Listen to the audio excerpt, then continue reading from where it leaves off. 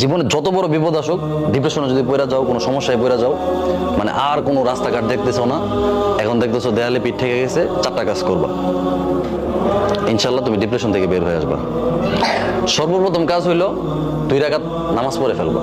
উজু করে 2 রাকাত নামাজ পড়ো। নামাজ পড়ে তুমি আল্লাহ তাআলার কাছে পরামর্শ চাইবে, আল্লাহ আমি তো এই সমস্যায় পড়ে গেছি, আমার তো হঠাৎ করে বাবা মারা গেছে, আমি তো এখন চোখে কিছু দেখতেছি না, আমি তো এই অন্যায়টা করে ফেলছি, আমি কি করব? আল্লাহ তাআলা তোমাকে পরামর্শ দিবে।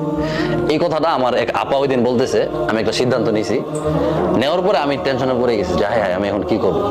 তো আমার আপা আমাকে বলতেছে যে তুমি কাজ করো, 2 রাকাত নামাজ পড়ো, নামাজ পড়ে আল্লাহ তাআলার সাথে পরামর্শ করো। আমি চিন্তা করছি আল্লাহ তাআলার সাথে পরামর্শ করবো কিভাবে। 2 রাকাত নামাজ পড়ছি, নামাজ পড়ে আমি আল্লাহকে বলছি যে আল্লাহ আমি তো এমন একটা সিদ্ধান্ত নিছি, কি করব।